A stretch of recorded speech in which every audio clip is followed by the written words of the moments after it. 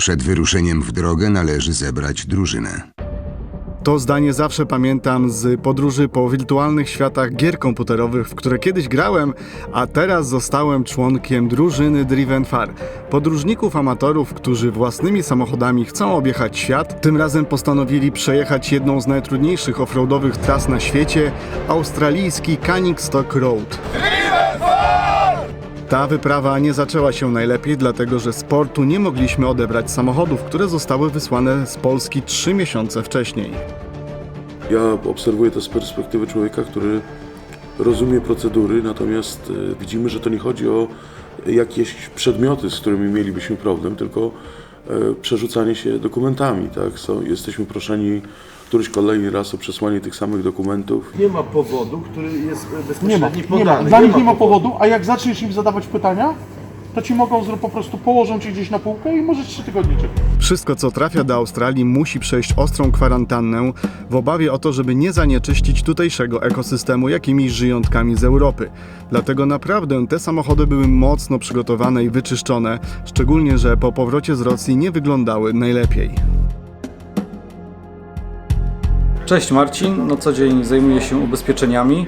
W Drivenfarze zajmuję się przygotowaniem samochodów i ostatnie 3 miesiące przygotowań ich było naprawdę bardzo ciężkie. Tutaj mamy przykład, jak Toyota nie lubi ruskiego paliwa.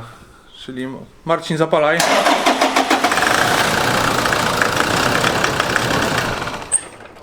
No i na tyle by było. Czyli tak to wygląda po podróży z Rosji. Po prostu wtryski się zatarły, pompa nie generuje ciśnienia i tak to wygląda. Problem jest w tym, że samochody muszą być sterylnie czyste. Nie może być żadnego piachu, żadnych owadów i innych zanieczyszczeń z naszego kontynentu. Między innymi musimy uniknąć takich historii. O, jest tutaj kamyczek w kole, musimy go usunąć, ponieważ nie spełnia to norm wjazdu do Australii. Chłodnice w tych samochodach mają kilkanaście lat i nie nadają się do czyszczenia.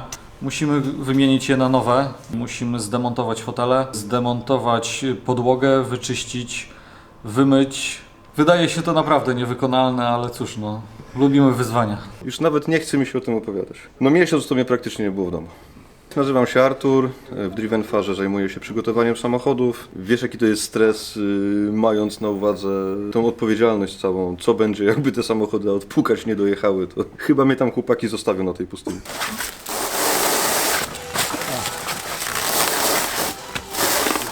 Najprawdopodobniej będzie tak, że będziemy zawijać streczem opony, cały samochód dookoła i na lawetę po prostu wjedzie taki owinięty do Gdyni, potem wstawiony do kontenera, i już dalej niech się dzieje.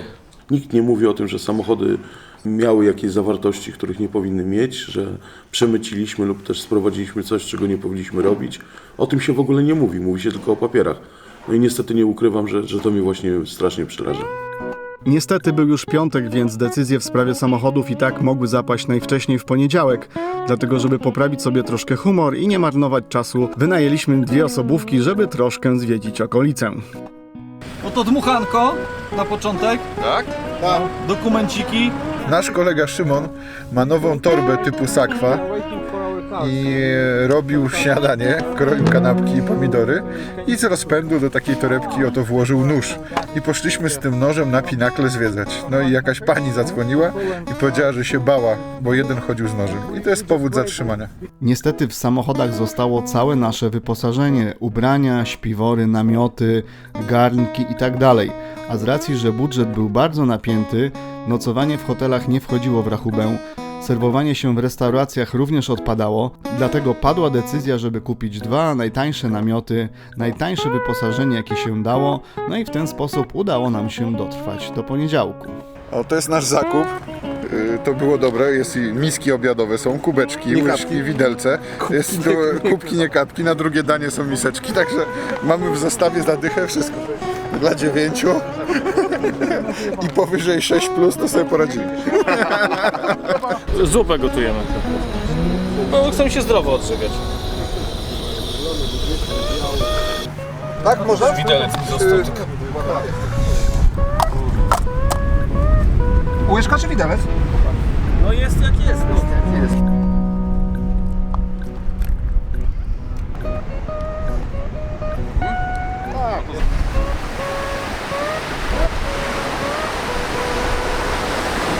ściągniemy ich zaraz Hyundai'ami. Tak naprawdę przez 4 dni to jest nasza jedyna styczność z offroadem.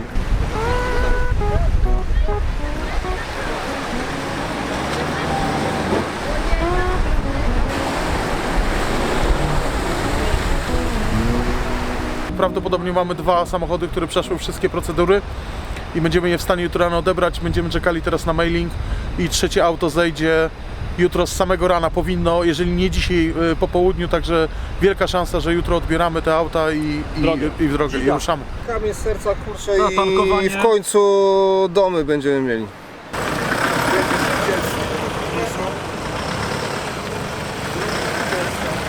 A trzeciego nam nie oddali, jasny. Znaczy, przepraszam bardzo, ojoj. Nie no, znowu nam trzeciego nie oddali, nie za... Rozwaliła się. Umarła. Prawdopodobnie wtrysk. Nie wiem, najpierw trysk zaczął klepać, potem zaczęła tak Ale kopcić, gdzie że jest? była chmura. No, schowaliśmy ze parkingu środka zostawiliśmy. drogi. Dojechaliśmy na stację. No ale to wtryski mamy. Tam, gdzie mamy ten samochód, nie mamy wody, nie mamy nic, jesteśmy w dupie. Tak. Jesteśmy na parkingu przy plaży. No, wyjechaliśmy z portu, ona stała jeszcze, bo żeśmy papiery załatwiali, stała sobie pyrkała. No i potem powoli pojechaliśmy na stację, też bez gaszenia, bo akumulatory są padnięte. No i zaczęła po prostu kopcić, a potem to już była chmura, no. A myślisz, że coś będzie z tego? Mówię, czy coś myślisz, że będzie z tego, czy trzeba coś organizować grubiej? Najgorsze, że to nie jest ten moment, że na trytytki się da naprawić. Bo poszedł z tyłu straszny dym. A nie chcecie nikogo, dajecie radę sami na razie. Mówię, dajecie radę na razie sami? W czasie, gdy część ekipy zaczęła wymieniać wtryski, pozostali zrobili zakupy, no i zaczęli czyścić samochody, bo jak się okazało, strasznie zaległa w nich pleśń.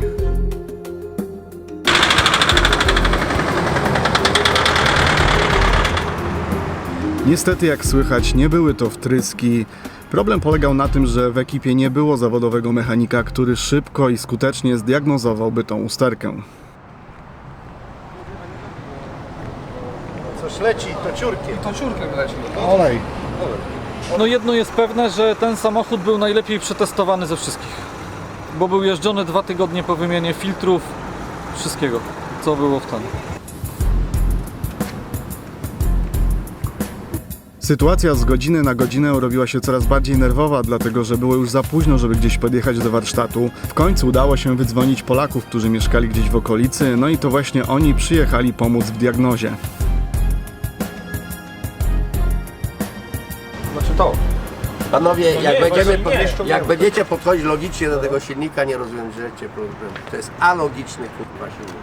To jest moje zdanie, a jestem mechanikiem od 40 lat.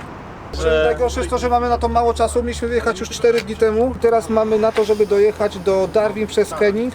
No 19 musimy być w Darwin. Powiem wam tak, lepiej się spóźnić niż żebyście się tam pozabijali po prostu. Znaczy my żeby się mamy wam coś prom, stało, nie? mamy prom i samolot i tyle. No. Niech pochodzi trochę, żeby wyrzuciło to i zobaczyć Tak, o tym teraz. żeśmy nie pomyśleli. I wtedy zobaczycie, czy to jest wina czegoś w zbiorniku. Tak. Z tymi kangurami to musicie bardzo uważać, bo tych zwierzaków jest od groma. I kangury, strusie, dzikie krowy. Najgroźniejsze to są kangury, bo przy zachodzie słońca one startują, po prostu wstają, są wyspane, wszystko jest nagrzane, to im jest bardzo cieplutko i wtedy zasuwają i szukają za jedzeniem, nie? W ostatnim miesiącu aż 4 samochody zostały skasowane, nie?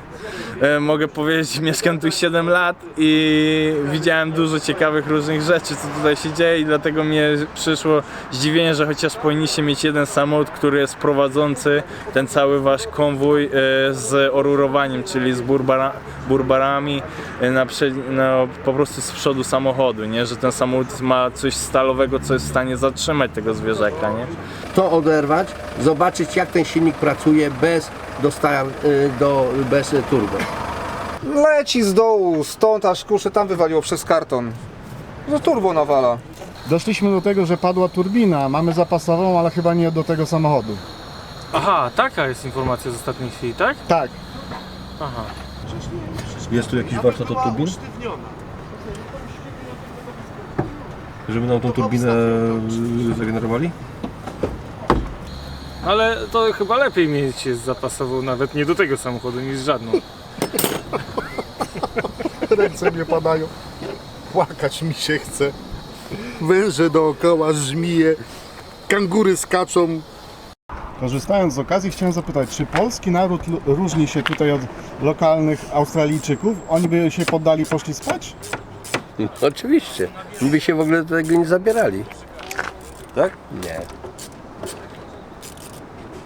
Tutaj świetnie do samochodu nie wykręci żadnych. Tylko my wojujemy po nocy, no ale mamy Polacy to jest ciekawy naród. szczytny cel, żeby wyruszyć w końcu w drogę.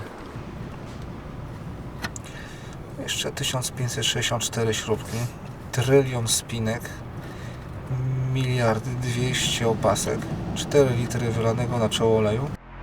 To była najgorsza noc na całym wyjeździe. Zimna, wietrzna. Wykręcanie turbiny trwało do 4 nad ranem. Niestety w tym miejscu nie mogliśmy rozpalić ogniska, czy nawet otworzyć namiotów dachowych, dlatego spaliśmy gdzieś tam po kątach, wtuleni w resztki miejsc w samochodach, które były zawalone towarem.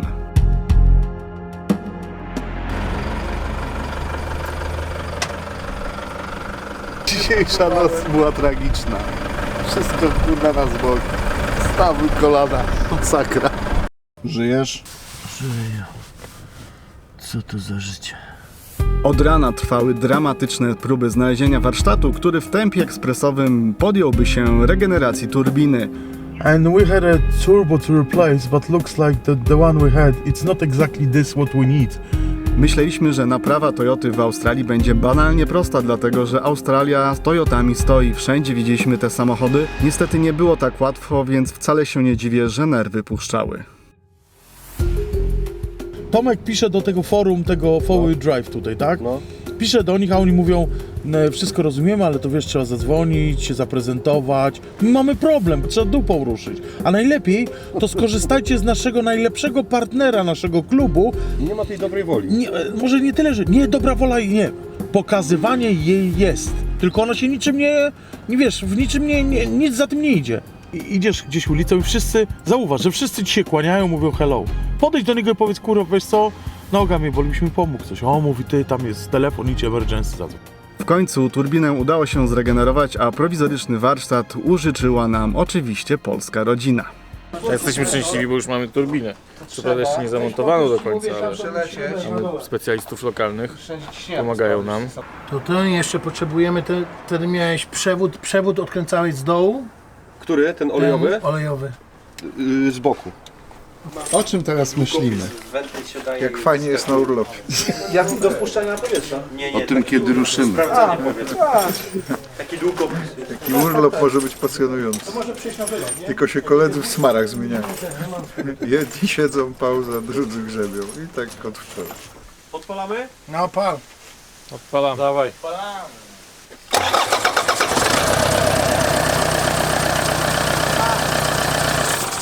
Jeszcze raz. Bez radości? Nie, bo to dla mnie oczywiste było, że przy takiej fachowej robocie będzie działo. To nie mam wątpliwości. Zawsze wierzę w sukces tej ekipy i tu nie może być inaczej. Dziękujemy za uratowanie. Tak jest. Cieszę się, że na rodaków zawsze można liczyć. Jedziemy, mam nadzieję, szczęśliwie dalej.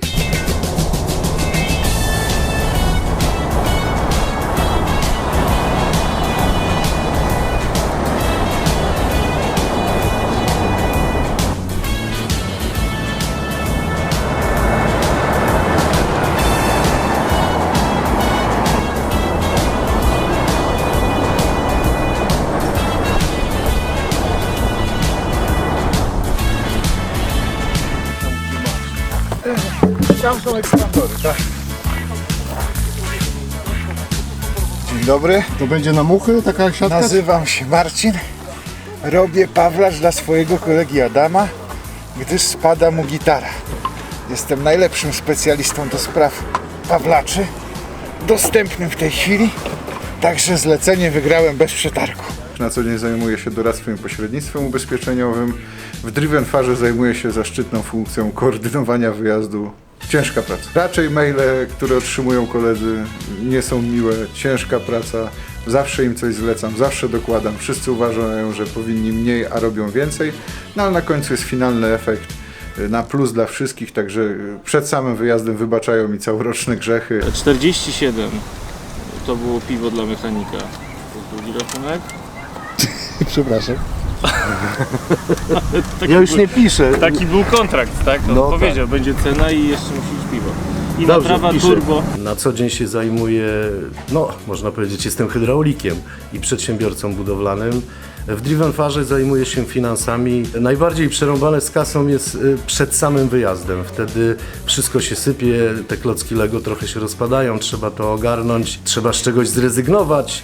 Czasami trzeba gdzieś te koszty przyciąć, można obciąć na jedzeniu, no ale nie obcinamy, bo widać jak ja wyglądam, więc i koledzy to no, może na biletach gdzieś zaoszczędzimy, może na przejazdach. Wszystko to musi być bardzo dobrze zaplanowane i nasze stowarzyszenie już jest tak poważne, że na wszystko trzeba mieć dokument.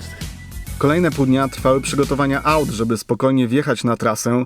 Musieliśmy zatankować dodatkowe zbiorniki, kanistry, dlatego że najbliższa stacja była jakieś 700 km przed nami. Szukamy ruszających się elementów, bo podobno wszystko się rozkręca. W związku z tym jeszcze dla pewności trytkujemy dookoła wszystkie elementy. Auta wczoraj przejechały tam kilkaset kilometrów, wszystko jest dobrze, także dzisiaj jest wielki dzień, dlatego że wyruszamy na naszą piekielną drogę. Co dziwne, wszyscy nas straszyli, że jest to taka droga, że w ogóle nie powinniśmy tam jechać takimi samochodami. Tak przygotowani, raczej nie przygotowani.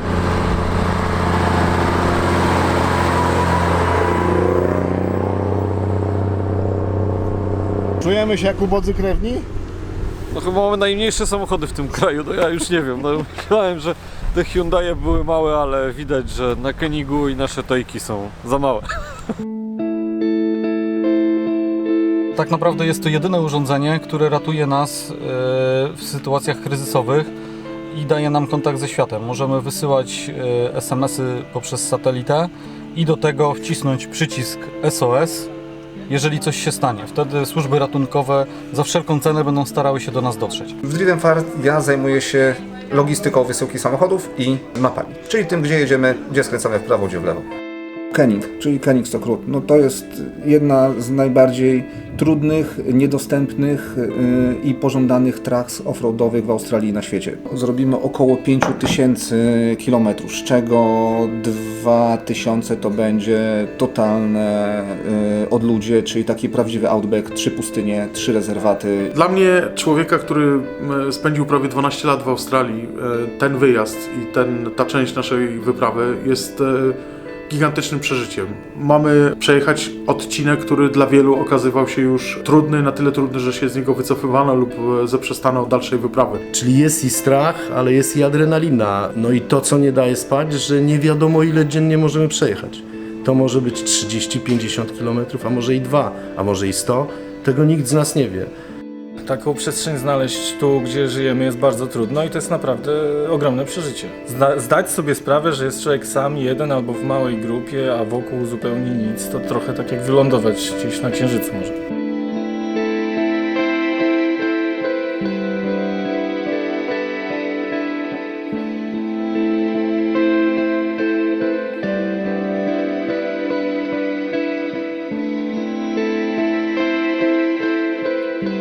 Tą trasę jakieś 200 lat temu wyznaczyli ludzie, którzy przeganiali bydło i szukali krótkiej drogi z jednego końca Australii na drugi, dlatego na trasie znajdują się studnie z wodą.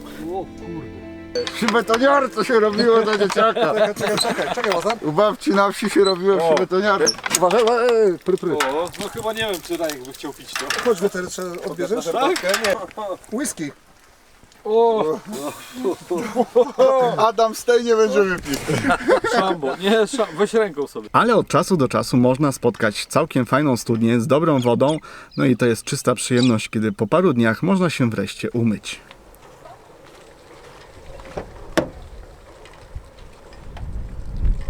Pewna kultura i cywilizacja dociera nawet na taką pustynię. Tutaj za mną, proszę bardzo, kibelek. Kibelek taki, powiedziałbym, nieźle wyposażony. W środku jest wapno, można wszystko tam zasypać. Jest parę istotnych informacji do przeczytania. Także nie latamy po krzakach i nie walimy jak zwierzęta. Wszyscy do kibla? Ja na pewno, w kolejkę idę. Ja byłem Ja byłem drugi. No. A skąd ja No ale jeżeli już nie ma kibelka, no bo chyba do tej pory ze 2 czy 3 takie widzieliśmy, to oczywiście łopatka i biegamy w krzaki. Takie są tutaj zasady, żeby zasypywać za sobą to, co zostawiamy. Bywa trudno, bo nieraz są takie sytuacje, że na przykład jeden kolega ma rozwolnienie i musi biegać do tych krzaków parę razy dziennie. Niektórzy nawet biegają tak często do toalety, że mają kryptonim albo pseudonim. Kapitan Sroka robi nam przerwy co 15 minut, nagle jest po hamulcach i dzida w krzaki. Raczej odkryliśmy, że to raczej jest ze stresu, ale nie wiadomo czym teraz się stresuje. Są 3 rodzaje terenu. Tarka. Tarka jest najgorsza, bo zabija prędkość, powoduje, że wszystko się w autach rozkręca, deski latają i ogólnie nie da się jechać szybko, także cały czas kombinujemy kołami w lewo, w prawo, żeby z tej tarki uciec. Tareczka, tareczka, tarunia. 20 na godzinę i jazda. Dla aut najgorsza jest tarka. Wszystko się rozkręca, nawet koła się, śruby od kół się luzują. Da się spać. Da się spać. Jak Grzesiek prowadzi, to się śpi jak nic praktycznie się nie dzieje. Dopiero jak się obudziłem, zobaczyłem, że jest tarka. Jeśli będziemy jechać szybko, to pogubimy wszystkie części z samochodu, a jeśli jedziemy wolno, no to tracimy czas, który dla nas jest bardzo ważny. Natomiast to szybko to jest tak, że wieczorem dokręcamy sporo części i przemieszczają się akumulatory. Wydawało nam się, że wiemy, co to jest tarka, jeżdżąc po Rosji, po Ukrainie, po Mołdawii. Natomiast to jest zupełnie inny standard tutaj. Ona jest wyższa, szersza, ubita masakrycznie, a poza tym towarzyszy nam na całym dystansie. Naprawdę, jak czasem znika, to czujemy się jak w raju. Coś obciera. No dobra, to zaraz się zatrzymam. Może się nie zatrzymujmy, może niech chwilę chociaż poobciera, co? Przejedźmy chociaż kawałek, niech odpadnie, coś poobciera się. Że są rzeczy, do których jestem potrzebny. Ewidentnie. Do trzymania high lifta i do pracy fizycznej. Zawsze w drużynie RPG jak się gra, to się bierze jednego osiłka. Osiołka. Czy osiłka? On nie jest zbyt inteligentny, ale zawsze wszystko siłowo rozwiązuje. Bardzo Ci dziękuję.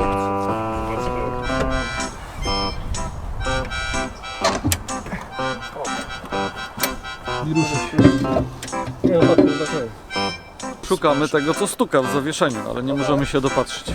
Raz stuka, raz nie stuka, ale dźwięki coraz nowsze. Nie, to ma związek z obciążeniem. No bo wczoraj jak żeśmy wyciągnęli ten cały bajzel i pojechaliśmy, to była cisza. No, miejmy nadzieję, że zbiornik. Nic większego nie znaleźliśmy. Dokręcamy zbiornik i zaraz ruszymy, będzie chwila prawdy.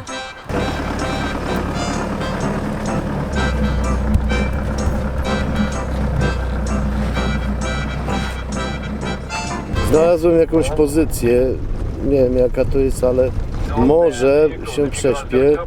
Jak już tarka się kończy, zaczynają się podjazdy pod wydmy. Podjazd pod wydmę jest prosty, bo te wydmy nie są strasznie wysokie i tam się nic złego nie stanie. No ale tak, trzeba się zatrzymać, włączyć reduktor i oczywiście samochód musi się trochę napędzić. Jak wjeżdżamy na wydmę, to oczywiście wszystkie dołki zaliczone, auto w środku lata i wszyscy krzyczą, no to co krzyczą, wiadomo co krzyczą. Wojtek! Będzie trzęsło! Przygotuj się! Start! Do startu! Jedź! Wojtuś, to w sypialnym nawet się nie podnoś. Ja pojadę tak, że jak Królewicz będzie.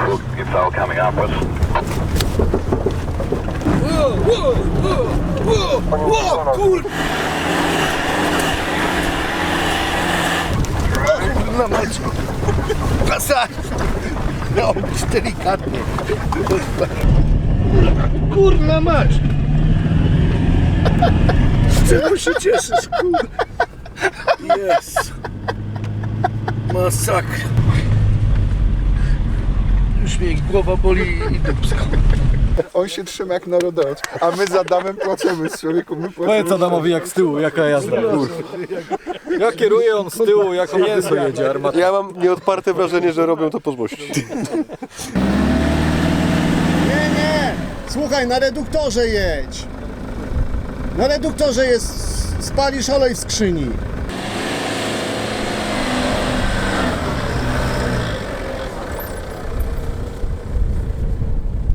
Na całej trasie 700. Co wiesz? Na całej trasie 700. Jak to 700? No 700 wydm jest... A, 700 wydm. Jesus. I jeszcze do tego mamy flaki w No i kapciach. obciążenie niesamowite w samochodach, no nie? Przecież one są ciężkie, załadowane.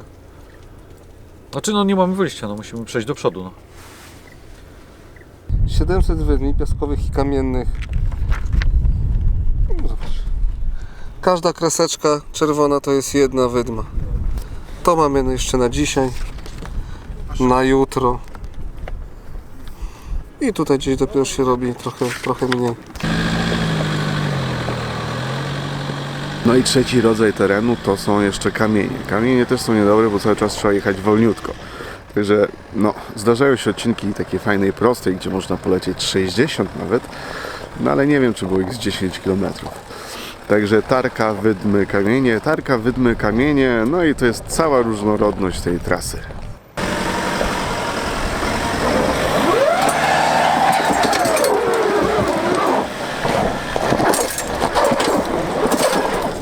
Problem jazdy, ja to wytłumaczę, polega na tym, że tak, trzeba jechać maksymalnie szybko jak się da, jednocześnie na tyle delikatnie, żeby kolega cię nie opierdzielił, że jedziesz za agresywnie, że trzęsie. I każdy z nas trzech uważa, że prowadzi najbardziej delikatnie wtedy, kiedy siedzi za kółkiem. Bo jak siedzi z tyłu, to uważa, że wszyscy napierdzielają. Ja naprawdę prowadziłem najgrzeczniej. Wszyscy spali, pochrapywali i tak dalej. Natomiast Adaś jak wsiadł, no to Łazar się przemieszczał. O, jak to było, Łazar? Jak z ziemniakami. Jak z ziemniakami. Ja nawet nie wiem, czy rolnik tak świnie do uboju wiezie, jak on nas już czasem, powiedzieć prawdę. Myśleliśmy z Wojtkiem, że na rzeź jedziemy. Myślę, że terenowo te samochody jeszcze tak ciężko nie pracowały. No. Faktycznie tutaj jest trasa ciężka. Tak naprawdę do tej pory to robiliśmy kilometry. Zdarzały Bardzo się. duże doloty były, a mało terenowej jazdy. Natomiast tutaj mamy sam teren. Zdarzały się już w naszych wyjazdach tarki, ale to było ich 300 km. A tutaj będziemy mieli, jak cały Koenig ma 1900, 1800, to tej tarki pewnie będzie z 1000. W ogóle nie Może się pamiętam rozkręcić historii. jednak wszystko, no. Jednak może się rozkręcić, no. Nie dowierzaliśmy. My teraz już wiemy, jedna nauka jest taka, bo mamy samohamowne nakrętki. Nie dają I sobie już rady. wiemy, że nie do końca działają. Jaka nam średnia w ciągu dnia wychodzi prędkość? 23-24 km. I to z 10 godzin jazdy. Tak. Ale jeszcze wczoraj się chłopaków pytałem, co ten Koenig w sobie takiego ma, że jest w pierwszej dziesiątce najtrudniejszych tras offroadowych. Znaczy jeszcze nie widzieliśmy tego, co No ma, jeszcze nie widzieliśmy, ale już zaczynamy to widzieć. Z każdym dniem jest coraz gorzej. Dla mnie ta wyprawa, oprócz oczywiście wielkiej przygody, była też szansą na to, żeby sprawdzić, jak naprawdę te wszystkie zasady, którymi rządzi się Driven Far, działają w praktyce. Ich pomysł na podróżowanie w dużym skrócie jest bardzo prosty. Po prostu wszystko mają wspólne. Wiadomo, że 9 facetów, jeżeli kupi samochody na spółkę, jeżeli będą mieli wspólne namioty, wspólne wyposażenie, będą się razem zrzucali na paliwo, to te koszty nie będą takie straszne i tak naprawdę każdego stać na takie podróże. Przez rok płacą składki, zrzucają się na to, żeby właśnie raz do roku gdzieś pojechać. Tu jest Bangladesz, Bangladeszu cała jedziemy w India. lewo i całe Indie.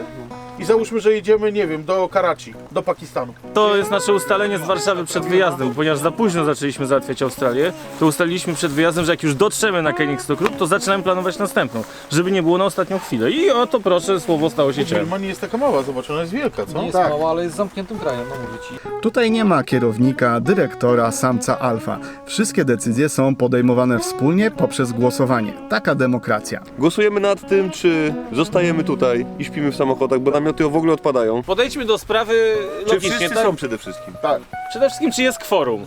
Mamy. Jest? Mamy. Mamy. Zdarzyło się nawet, że głosowaliśmy, czy można wypić wieczorem jednego drinka, czy dwa, bo alkohol też był w ograniczonych ilościach. Tak, była taka sytuacja, bo to jest pustynia i to są ograniczone zasoby. Raz, dwa, trzy. Muszę przerywać, bo musi być sprawiedliwie. Raz, trzy. Nawet taką prostą sprawę jak to, kto z kim jedzie w aucie, rozstrzygają poprzez losowanie, żeby nie było żadnych podgrup, żeby nie było jakichś sytuacji, że ktoś kogoś bardziej lub mniej lubi. Zaczynamy sobie podrzucać śmieci. Nikt ich nie chce wozić, więc każdy pretekst jest dobry, żeby wrzucić puszkę pustą, no ale też nikt nie zostawi na zewnątrz. Niektórzy mieli też swoje wyjazdowe postanowienia, za które oczywiście wszyscy trzymali kciuki. Ja zamierzam rzucić kolejny. A to się nagrało, wiesz? Ja także. Ja mam czarną reklamówkę. W tej czarnej reklamówce ona jest bardzo duża, żeby się wydawało, że jest papierosów więcej. I jak to wypalimy, to rzucam po jednym. Ale rzucasz tak do końca, kiedy dojdziemy do sklepu? No nie wiem, czy... Nie, na pewno nie. Do końca twojego. No chciałbym, żeby to się udało. Ale na pewno nie będę palił. Taki mam plan. A co wyjdzie?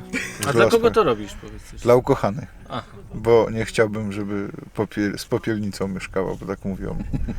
I kaszle rano i brzydko. Mówię, że kaszle. To jest starość. Nie, od fajków zdecydowanie. Ja jestem młody wilk. No dobrze. Ja jestem w tej grupie najmłodszych tutaj. Późno trochę, ja już dawno dla ukochanej rzuciłem. No ale lepiej późno niż wcale, tak? O to chodzi. Po tych wszystkich dniach spędzonych razem z tymi ludźmi w samochodach mogę powiedzieć, że Drivenfar działa. Działa bardzo skutecznie, a dla mnie ten wyjazd jest dowodem na taką przyjaźń, taką prostą, męską przyjaźń, troszkę szorstką momentami, troszkę rubaszną. Taka z tobą robota. I w kamienie przydzwonisz i przyklinasz cały czas. Zamknij się. Kokosa mu teraz, bo już szyszkę mu dawałeś. Kokosa nie pamiętasz, jak się robi? Nie chcę mu dawać, bo nie chcę. Ała. Nie wolno kierowcy bić, bo kurwa mokry wacek. Nie wolno! I właśnie tej przyjaźni strasznie im zazdroszczę. To znaczy u nas nie ma obrażania się. Mamy takie przysłowie, że ten, kto się obraża, to jest mało męski, powiedziałbym.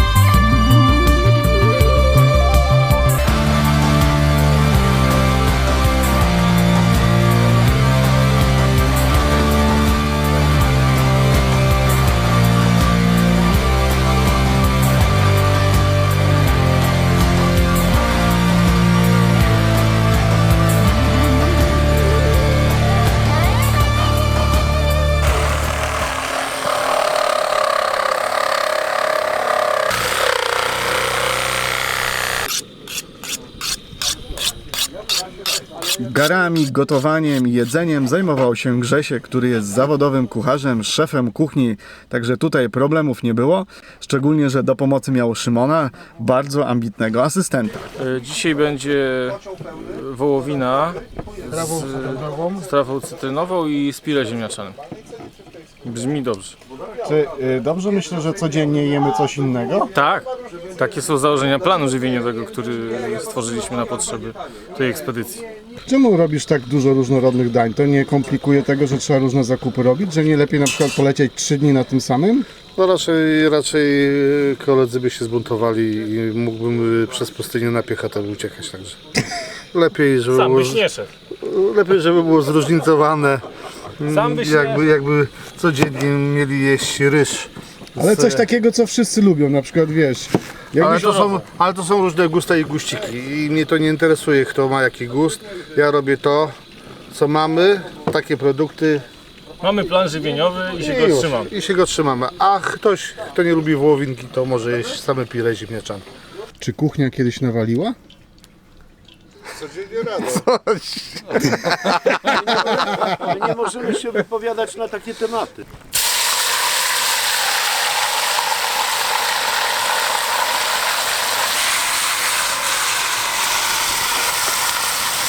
Czy po takich trudnych wyjazdach ktoś kiedyś schudł, czy raczej w drugą stronę? Ja o chudnięciu wiem niewiele niestety, muszę się przyznać prawdę.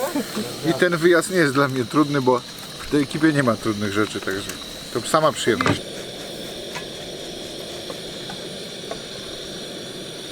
Żywność musi być też zbilansowana.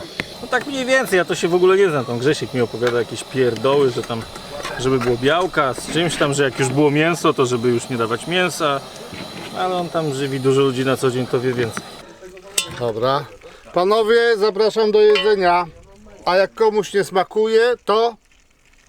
Nie powiem tego. Nic nas to nie interesuje. Tak, nic nas to nie interesuje. Bon ton.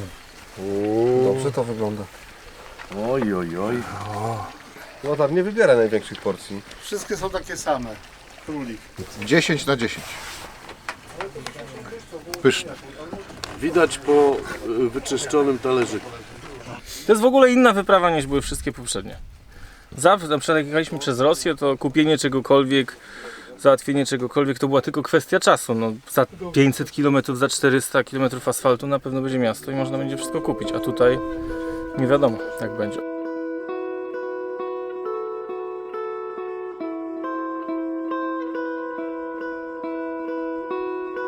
Może tego nie widać, ale w Australii teraz była zima. Noce rzeczywiście były chłodne, dnie za to gorące, ale krótkie. Tak naprawdę słońce zachodziło już o 18, a my, żeby bezpiecznie dotrzeć i zdążyć na samolot, musieliśmy robić dziennie przynajmniej 200 kilometrów. Pierwszy sukces był wtedy, kiedy wreszcie dotarliśmy do cywilizacji. Ta miejscowość składała się głównie ze stacji paliw, gdzie można było zatankować paliwo, które było 3 razy droższe niż w normalnym mieście. Był też na szczęście sklep, gdzie można było zrobić wreszcie jakieś fajne zakupy. Niestety większość rzeczy była mocno przeterminowana, ale w sumie nikomu to nie przeszkadzało.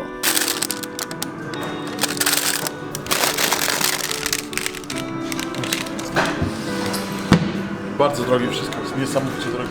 Po takim czasie coś słodkiego i Logic Magnum Classic to... Myślałem, że to jest inny... Za gruby hajs. Że to jest inny smak, bo nie jadłem nigdy czegoś takiego w Polsce nie ma.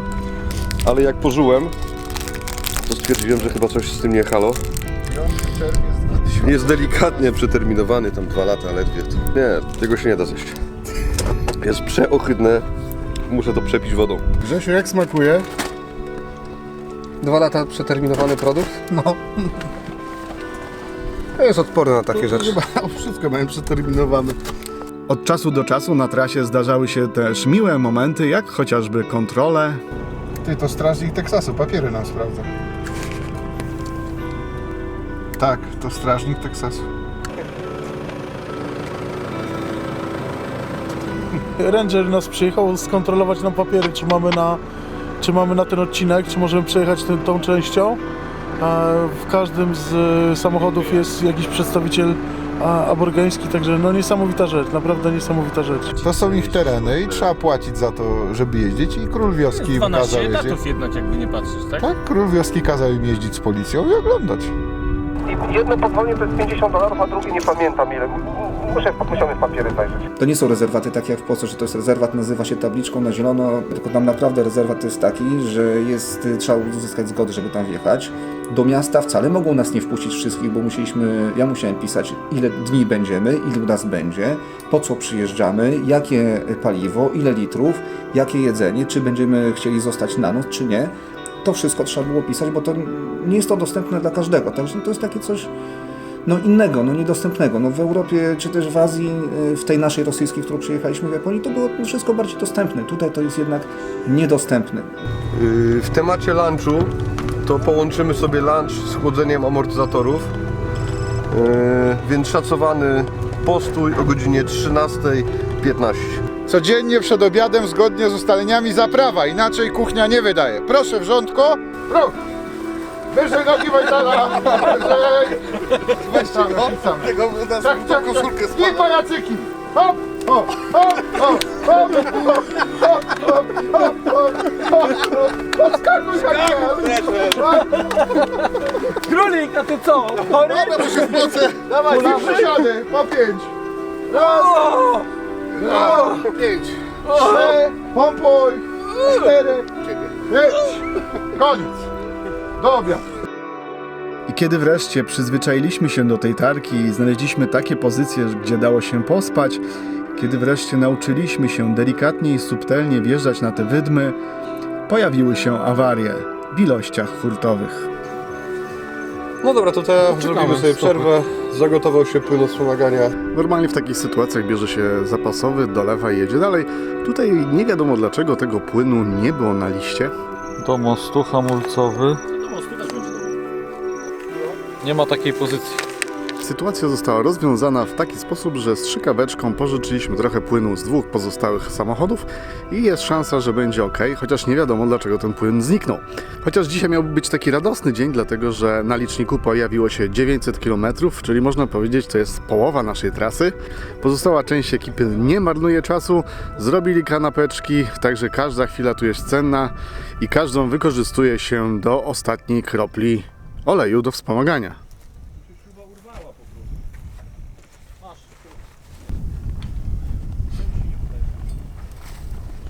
Łazar! Robota jest. Ja jestem!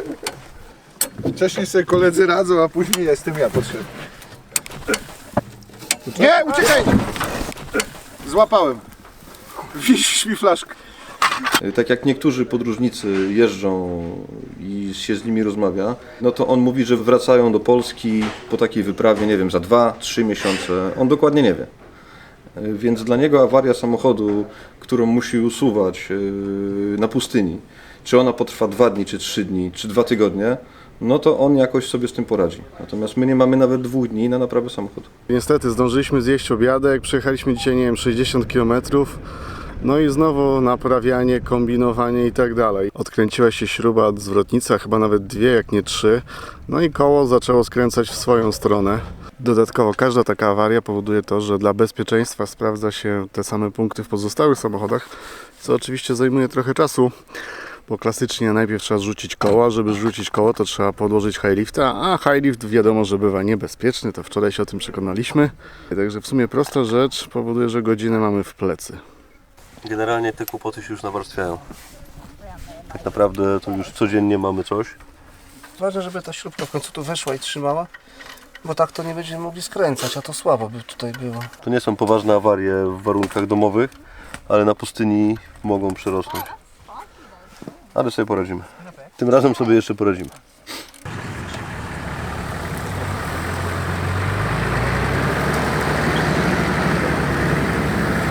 Nie ma śruby, tylko jest zjebany gwint, czyli mamy jedną dobrą, jeden zjebany gwint i 2 urwane. No i taka drobna awaria spowodowała, że siedzimy tu już parę godzin. Śruby się nie wykręciły, tylko się urwały, czyli trzeba wykręcić to, co tam zostało w środku za pomocą wykrętaków, wiertarki, wszystkiego, czego się da. Ogólnie jesteśmy cały dzień w plecy. Połknąłem. No trochę białka. W każdym razie, gdyby nie te muszki, które nas cały czas atakują, to by było w miarę dobrze. Ale niestety sytuacja jest taka, że jeszcze ze 2 takie awarie możemy w ogóle nie zdążyć na czas, co jest dramatyczne. Teraz jest i tak dobra sytuacja, bo jesteśmy 60 km od tej stacji, gdzie tankowaliśmy, tam jest podobno warsztat, ale wracać 60 km w tych warunkach to jest 2,5 godziny. Dojedziemy wieczorem, nikogo tam nie będzie, musimy czekać do rana, znowu mamy cały dzień w plecy, także decyzja jest podjęta, naprawiamy. W sumie trudna ta wyprawa jest. To nie jest kwestia tego, że ktoś jest nieprzygotowany, czy są słabe auta, tylko po prostu ta tarka powoduje, że tu wszystko się rozkręca. Rzeczywiście, uprzedzali nas przed tym, no i ten czarny scenariusz się sprawdził. Nie nudzimy się, można powiedzieć, bawimy się cały czas zabawkami. dla dużych chłopców. Mamy różne narzędzia, psujemy coraz to nowe, torksy, ampule, urywamy wszystko, no, a ta śrubka nie lubi nas zbytnio. Ale myślę, że to kwestia godzinki i sobie poradzimy z nią jeszcze. Tak też mówiłem godzinę temu. I dwie, cztery i cztery godziny. też to mówiłem. Także Ale idziemy do przodu cały czas. tak, godzinka. Śrubki coraz mniej Tak. tam w środku. Pojedziemy 2 nocki i jesteśmy w czasie. Może 3. Może w ogóle na co będziemy jechać? Wydaje mi się, że już, jak skończymy naprawę, to w ogóle będziemy już jechać tylko. Będzie film drogi.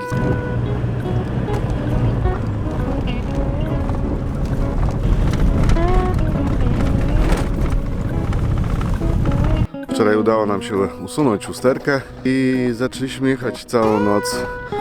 Ale że wszyscy byli popadani, to o 1:00 w nocy podjęliśmy decyzję, że gdzieś się rozbijemy. No i się tutaj rozbiliśmy, jest pięknie. Mieliśmy wstać o 6:00, tam 5 godzin snu, żeby nadrobić stracony czas. W sumie zrobiliśmy te 200 km dziennie, także wszystko jest ok. No, ranek jest taki, że się okazało, że z 4 śrub jedna już wyleciała, czyli ten gwint, który był, już był słaby, zerwany, no i niestety. Teraz jest pomysł taki, żeby troszkę to jakoś dospawać, przyspawać, żeby były 4 śruby. I nie obrażamy się, jeśli jest awaria, to mogłeś zauważyć. Najpierw na pierwszy front rusza sekcja mechaniczna i jak widzimy, że im opadły emocje i nie mają pomysłu, w późniejszym czasie się włączają, załóżmy, kucharze, potem my z Łazarem od finansów i ty, i wtedy już w całym teamie zawsze się znajdzie jakieś wyjście. Każdy musi włożyć cząstkę swojego pomysłu i powstanie rozwiązanie danej kryzysowej sytuacji.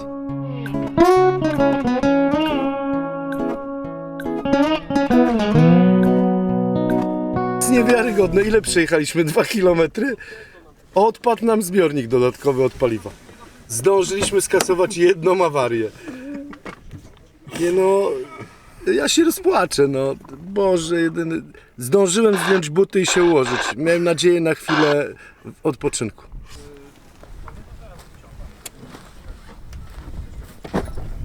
To już chyba 10. raz się wpakowuje. Za chwilę minie nas ekipa, która już raz wczoraj nas mijała i też byliśmy, że tak powiem, w trakcie awarii, także myślę, że Australijczycy na długo zapamiętają naszą ekipę i będą sobie długo opowiadać o Polakach, którzy przejechali, ale cały czas się naprawiali. Raczej tak, chcieliby pomóc, ale chyba nie ma tutaj jak, także... Ale przynajmniej zauważam, że czym ci ludzie są starsi i więcej przeżyli, tym okazują jakoś więcej empatii i starają się przynajmniej zapytać ten starszy pan, z którym zamieniłem kilka słów. Pytał się, czy jesteście ok, co się stało. Czułem w tym, że jeżeli byśmy czegoś brakowało, albo byłyby jakieś problemy większej natury, to myślę, że by nas tutaj nie zostawili. Troszkę nas to zdziwiło, że na tej pustyni jest taki duży ruch, bo co chwila spotykaliśmy jakieś ekipy. 14 samochodów, oni jadą w offroadzie. Ale po co taczkę mieli? No, żeby po drewno pojechać na przykład. Po chwili rozmowy okazywało się, że są to na przykład ekipy serwisowe, które zajmują się tutaj kempingami. Dużo osób to po prostu byli turyści, którzy na przykład wjeżdżali tutaj tylko na weekend. To znaczy robili 100 czy 200 kilometrów, znajdowali jakieś piękne miejsce, gdzie można biwakować, no i tak tutaj się relaksowali. To są starsi ludzie, takim się nigdy nie spieszy, no a nam się spieszy, jesteśmy jeszcze młodzi. Tak naprawdę chyba nie spotkaliśmy jednej ekipy, która podjęłaby się przejechania całej tej trasy. Jeden Australijczyk oddawał nam flagę, którą zgubiliśmy gdzieś na drzewie. To zresztą nie był pierwszy Australijczyk, który nam oddawał flagę. I pyta się, a skąd jesteście? Ja mówię, no z Polski. Przywieźliście samochody? No tak. No, to trzeba było kupić może w Australii, to by się tak nie psuły. Jest nasza drużyna serwisowa. Wytryk już od tygodnia nie myli kluczy oczkowych z nasadkowymi. Poznał wszystkie możliwe nasadki, końcówki, wkręty. No wygląda jak prawdziwy mechanik.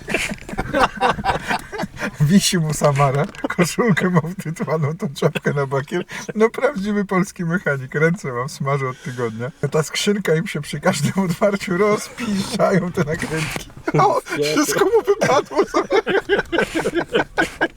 Wszystko zadzwoniło, leży. Ja myślę, że 90% ludzi na środku pustyni nie ma takich humorów jak my.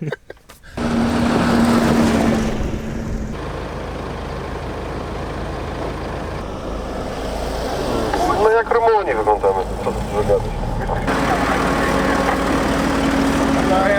Jak przejedziemy cały Koenig, dojedziemy, to naprawdę każdy z nas ucałuje asfalt. To będzie wielki, wielki rytuał i wielkie szczęście. Nikt nie zdaje sobie sprawy, mówiąc o Koenig stokrot, że to jest ciężka trasa. W życiu dróg wiele jest, którą wybrać jak iść, nie wiemy. Każdej z nich inny cel, inna trudność i sens. Czy dojdziemy? A Bóg map nie rozdaje, Bóg map nie rozdaje. Nie wiesz dokąd iść. A Bóg czasu nie mierzy, Bóg czasu nie mierzy. Nie wiesz, czy ci wystarczy sił.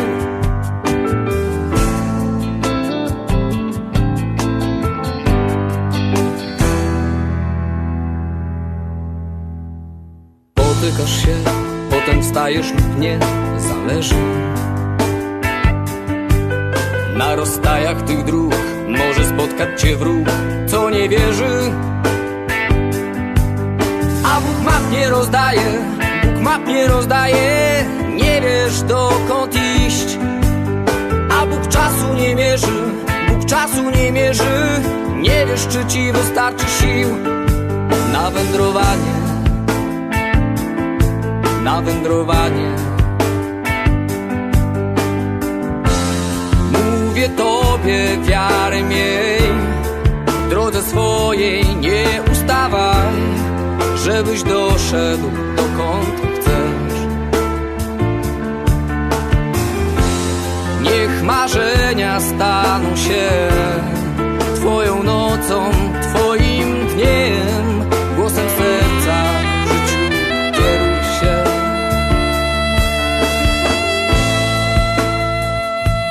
Gratuluję wszystkim nam przebycia tak trudnej trasy w tak szybkim czasie, z tyloma awariami i został uśmiech na twarzy. Zdrowie, chłopaki, zdrowie. Przejechaliśmy. Gratuluję. Chciałem bardzo podziękować wszystkim sponsorom i ludziom, którzy nam sprzyjali i pomagali. Sami nie podołalibyśmy tak dużemu wyzwaniu finansowemu. Warto nadmienić, że nie jesteśmy grupą zawodowych podróżników żyjących tylko i wyłącznie z podróżowania. Uważam, że mega należy się szacunek moim współtowarzyszom podróży i wszystkim właśnie tym, którzy nas w tym wszystkim wspierali, bo jest to gigantyczne osiągnięcie dla 9 ludzi, że osiągają taki wspólny cel.